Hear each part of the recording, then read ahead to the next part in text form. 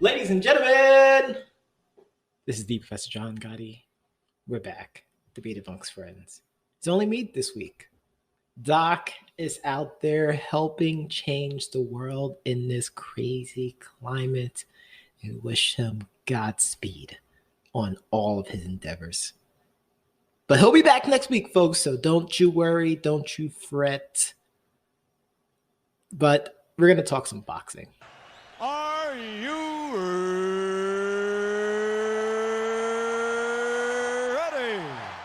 Ladies and gentlemen, let's get ready to rumble! Because the internet, the sports world, the entertainment world, just everywhere has been talking about this Saturday night fight. Some of it was fighting, some of it was exhibition. Of course, the one that everyone wants to talk about, and I'll get to that one in a moment. I really want to talk about this Mamdul Jack fight.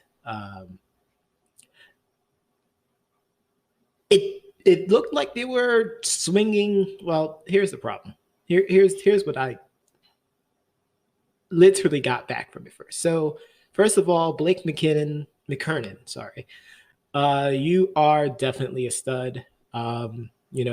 Definitely claps all around for you for coming into the ring. I mean,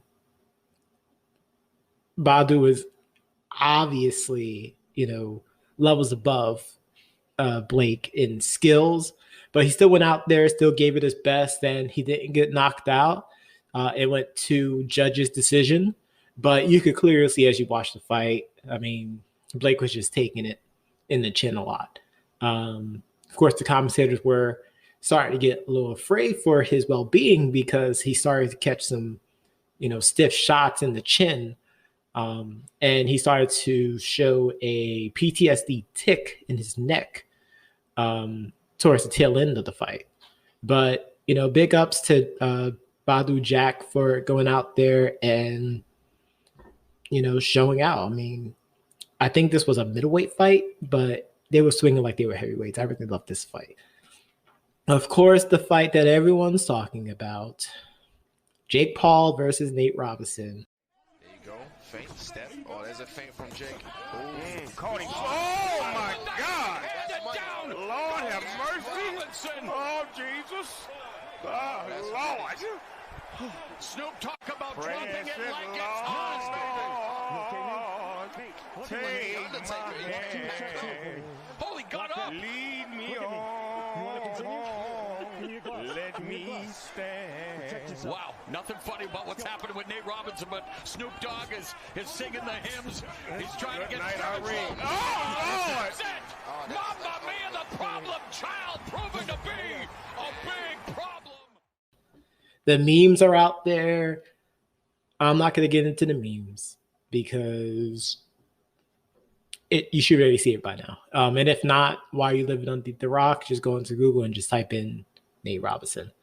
This and as I was watching this, it quickly dawned on me within the first 5 seconds of this fight that Nate Robinson was getting into territory he probably shouldn't have. I don't know if this was a lack of training, a lack of discipline, or quite literally you got punched in the face and you decided to try to go back to what made you feel comfortable, which is to fight like you're in the street. I mentioned this after the fight. All the things you shouldn't do in a boxing ring, Nate Robinson did. All the things. There was no protection. He led in, so I'm talking about stepping in, with his chin straight out, which is a huge no-no. And for some reason, when he was trying to clinch, he is lunging for his opponent, which is just something you just don't do that. Like, these are just several things you just don't do. I will say the only thing he did well, and this is just bad, is to take advantage of the full 10 count. I mean, granted, after the first knockdown, he probably should have called a fight right there because he obviously didn't get up by the count of 10, but whatever. I have questions about the referee's decision to allow it to continue after the first knockdown, maybe even the second knockdown. But of course, what everyone's talking about is, of course, the final knockdown, the one that put Nate Robinson to sleep, or as now everyone's saying, everybody go Nate instead of Night. Yeah, this was a not a good look for athletes outside of boxing. I don't know who was gassing him up about this. I don't know what his circle is all about. I don't care how this fight came to be, but he obviously needs a lot more time training. He obviously needs to understand how to take a proper punch in a boxing ring as well, too, because he didn't try to clinch up to absorb any of the blows. He kind of just took it in the face. I mean, if it was up to me, I probably would even say that he has a glass jaw because he went down really, really fast. But after that first knockdown, I literally, and I was texting Doc as this was happening, actually, that this fight is over. Like, this fight is over. It's not a matter of if, only when. But he managed to survive the first round, but I mean, not too long into the second round, he went down. And then, of course, the main event, Mike Tyson versus Roy Jones Jr. I'm so glad this was an exhibition fight because I think if this actually had things at stake, this would be more of a eulogy for Roy Jones Jr. Folks, I need for you to understand this. It's really hard to have an exhibition match in boxing. It really is, especially from a highly aggressive boxer like Mike Tyson. To be able to, or to ask him and expect him to be able to pull punches. I don't know why you would think that is a fact, but from what people started to see, Tyson wanted to knock out Roy Jones. He wanted Roy Jones to go Nate. And Roy Jones kind of understood that. They had, I want to say, 8 rounds, 3 minutes. No, actually, I think it was like a minute and a half or something like that. No, I think it was 2 minutes. It was 16 minutes altogether. So 8 rounds, 2 minutes. By the time they're getting warmed up, the round is over. So that left a lot of opportunities for Roy Jones to, recover and things like that. But I mean, if it was like a standard boxing fight, yeah, Tyson would have had him, kissing the mat, kind of like Nate Robinson, unfortunately. Of course, since it was an exhibition, there was no winner. They did declare it a draw, which is stupid. They probably shouldn't even try to declare it anything, because obviously Tyson won that fight. Obviously, he won that fight. And anyone else thinks otherwise is a fool. The post-fight interviews between the two gentlemen was great. Tyson had some iconic lines. Definitely check it out. I might get why nobody care about my ass. Well, that's typical, right? I've been fighting 15 years. He stopped fighting 3 years ago, and everybody worrying about his ass. Nobody thinks that a giant is going to fall. I haven't did this in 15, 16 years. I'm not a giant. I'm a beginner. But of course, the last thing I need to talk about with this boxing is the commentary from Snoop Dogg, because that's the other thing that people started talking about. While I understand and appreciate his enthusiasm towards the sport of boxing, after a while, it became more of an annoyance than a enhancement to the entertainment factor of it. And everyone loved Snoop Dogg during this entire pay-per-view. Like, they love him, and you know what? To each his own. I'm not going to judge you. But for someone who wants to watch boxing, I don't need a lot of ooh, ah, ee in, my boxing matches as I'm listening in. That's just me. I got tired after a while, and I said, "Could someone please mute Snoop's mic?" Of course, that was met with some negative comments, but once again, to each his own. I thought it became too much way too soon. And I mean, sometimes you have to control what you say, and he was just saying a lot of things after a while that definitely just increased the cringe factor. But that's all I wanted to talk about with this boxing pay-per-view. Let us know what you think. Let us know how you feel about these matches as well, too. And do you want to see Tyson or Jones compete again in another exhibition match? I don't know. I think they should just hang it up and walk away into the sunset. But I'm just one person. I'm J.A. Gotti, and we're right back with more debate amongst friends right after this.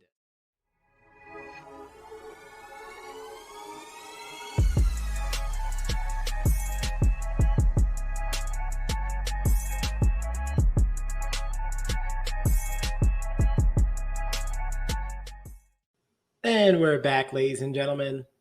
We're going to get out of the boxing ring. We're going to hit the gridiron.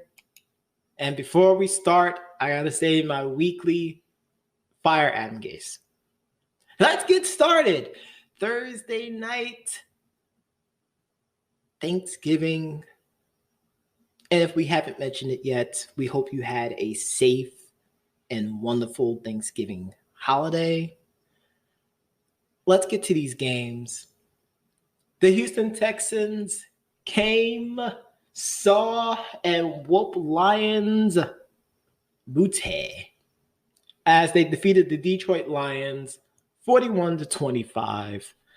And even though the Lions lost the game, they lost even bigger as their head coach, Matt Patricia, got fired.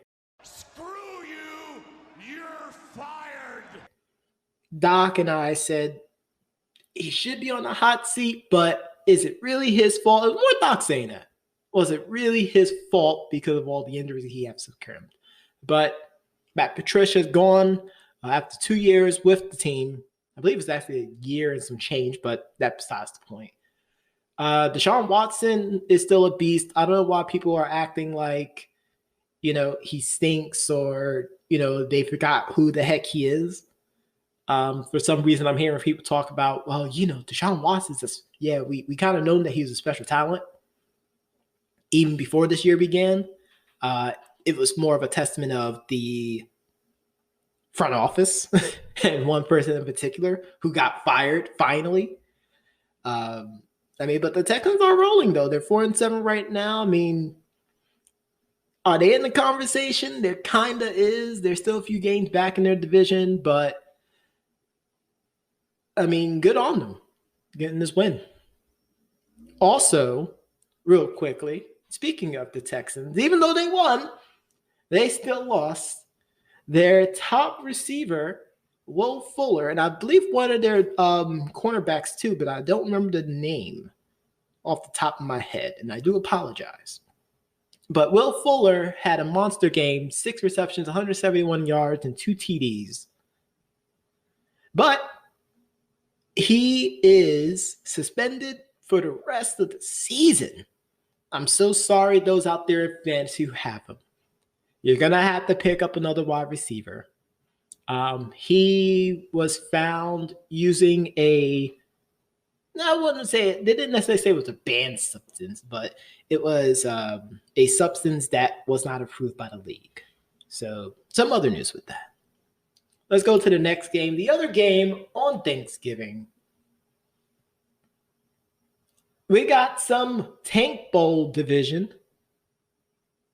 The NFC least as the Washington. Wait, let me do it the way Doc says it. The football team of Washington absolutely beat the crap out of the Dallas Cowboys. The Cowboys in Thanksgiving games have become synonymous with pain. And I feel really, really bad for Cowboys fans. I don't feel bad for Cowboys fans. I'm sorry. I'm not going to lie. I can't lie. Because they did this to them. I'm sorry. They did do this to them. Alex Smith starting, had a decent game, 149 yards, 1 TD, 1 pick, just doing enough to get the job done. Antonio Gibson, though, 20 carries, 115 yards, and 3 TDs. People are talking about this is a type of stat line we haven't seen since Randy Moss. But he had a great game. He really is showing up this year. I mean, I did say at the start of the season, don't be surprised if the Washington football team win the division. It could still happen. Zeke is looking like, I mean, this is another one of those, you gave the running back a big contract. They're not playing up to that contract. I mean, we'll have to see what happens. I foresee a trade in the future. I just don't know where. It's really bad if you are leading the league in fumbles. That's what I'm going to say about that. I'm going to give a big shout out real quickly. I'm going to do a quick sidebar to my boy Jay Ritty, a fellow December birthday person. My boy from Marking Out Amongst Friends.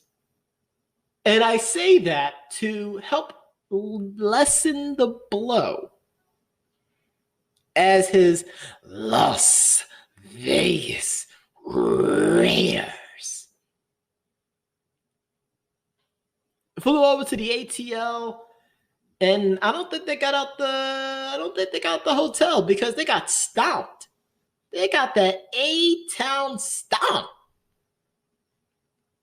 The Falcons defeated them 43-6. The same Falcons team that everyone laughed at all year because of all the blown leads they had. All the blown leads. And the Raiders just look. This is the same Raiders team that both Doc and I said they're a really, really good team. This game on Sunday does not reflect it at all. Derek Carr looked like he didn't know what the heck he wanted to do. At all. At all. 3 fumbles. Ridiculous. Disgusting. Come on. Get it together. Especially in the AFC. What? Are you kidding me? Stop it. Sorry, Jay Ritty. Happy birthday. Another team that people are starting to talk about now, and we hinted this last week, that they're quietly showing that they're playing really well. They almost blew away this game, though, but they got the job done.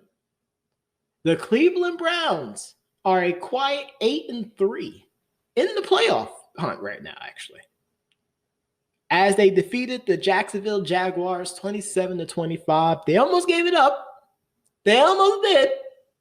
But their defense stepped it up. Jarvis Landry has been playing incredible the last couple of weeks as well, with, of course, the OBJ, Odell Beckham Jr. injury, because he's out for the rest of the year. Doc did say, I mean, maybe Baker Mayfield plays better without OBJ. I mean, they're winning. I don't know how else to say it like that. Nick Chubb is still, I mean, if I was playing fantasy, he probably would be my first pick still. He still runs people over. I mean, between him and King Henry, or as Doc like to say, oh, Henry. I mean, they've been dominating this year. When not injured, of course, for the case of Nick Chubb. But the Browns are playing incredible. Like I said, their defense has been stepping up. They're quietly, rising up as another team was falling. Speaking of falling, I'm so sorry, Doc. I got to talk about this game. The reigning, defending, undisputed Super Bowl champion of the world, the Kansas City Chiefs. They kind of did something to Doc's boys, the Buccaneers. Or as now he's calling them the Bumcaneers, because he is done with this team, according to Doc. I'm only reiterating what he's saying because he's not here. But I know that's exactly what he would have said, and Doc, you know it. Tom Brady did not have a good game. The scoreboard does not reflect the game at all. They kept it close, and that final drive,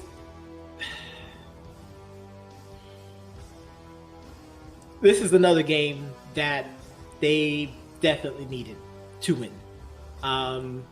Doc mentioned off the podcast, his Buccaneers team is another team that goes into that tier only good when they play against bad teams because, I mean, they got Tyreek badly. In fact, let me speak about Tyreek Hill real quickly. So I made a gentleman's agreement with Doc Leisner, and I told him, Doc, you're my boy, right? I shake your hand. We're cool. Great. I said, Tyreek Hill gets over 250 yards in this game. I give you $100. Give you $100. Because he was feeling so upset about the way that his team is playing. Cheeks clenching to its maximum setting.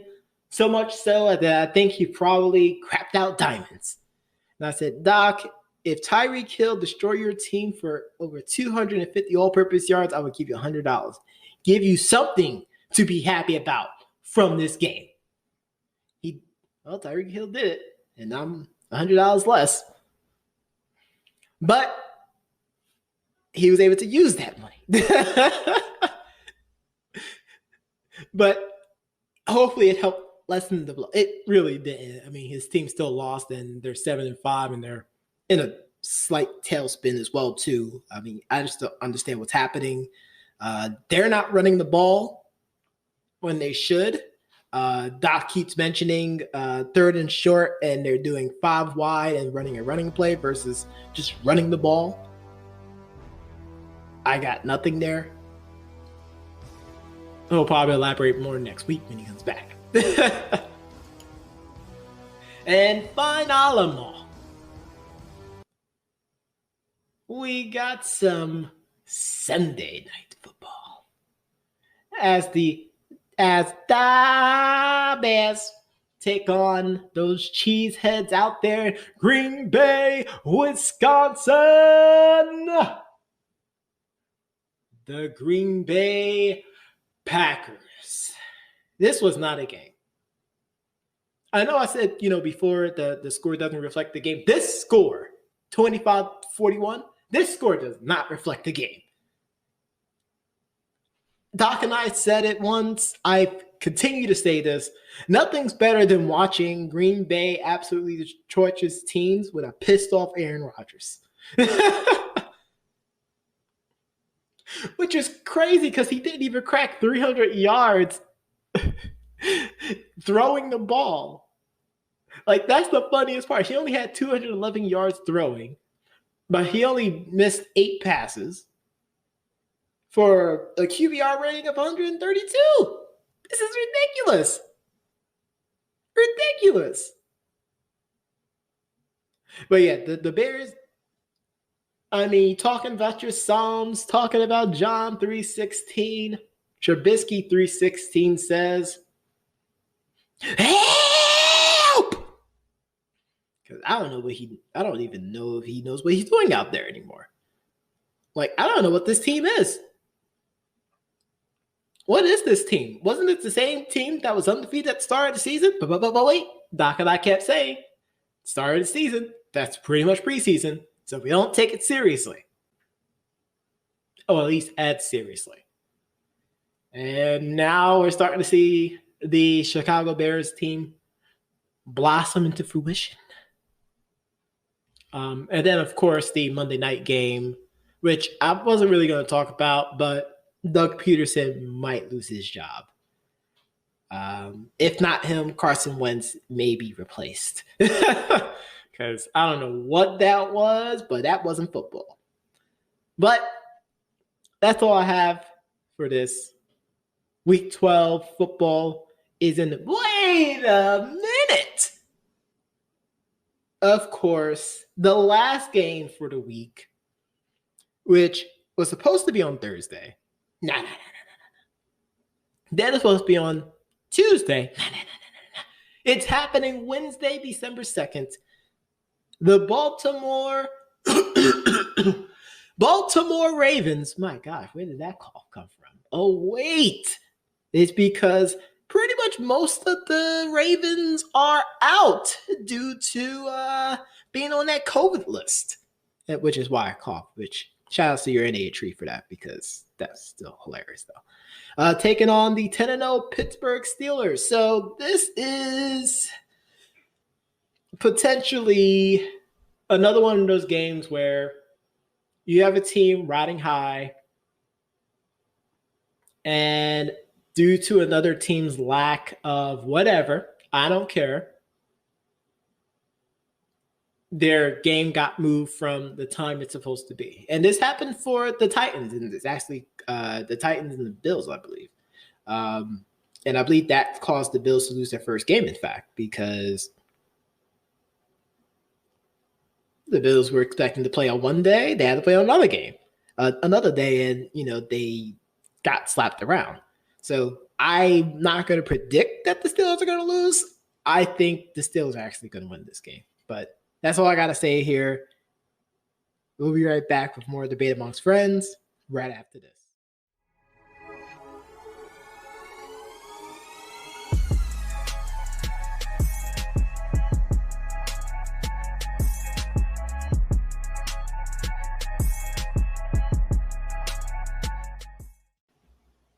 And we're back, ladies and gentlemen. At the end of the show, we like to do something called the 2-minute drill as we talk about subjects we don't normally talk about during this show. Kendall Hinton, wide receiver from the Denver Broncos, had his first start at QB due to all the injuries. As those that are giving him so much grief for poor play, I give him a lot of respect and bravery to be able to do so. Next, Buffalo Bulls had a game as their running back Jarrett Patterson rushed for 409 yards with 8 touchdowns, tying the NCAA record for rushing touchdowns as they defeated Kent State 70-41. And finally, Doc and I like to give our well wishes to Indianapolis Colts punter Rigoberto Sanchez as he is getting a cancerous tumor treatment to get removed. And that's all we have, folks. Make sure you tune in next week. Subscribe, give us a like, drop us a comment, let us know what we could do better as we give you more news, analysis, and the reads. Thank you for listening to Debate Amongst Friends. Give us a follow on our social media on Facebook, Twitter, and Instagram. You can also listen to all of our Debate Amongst Friends podcasts here on Anchor, as well as Spotify, Stitcher, Google Podcasts, and iTunes. And like we always say, goodbye, mwah, and to all, a good night. LASG. Peace, Dios.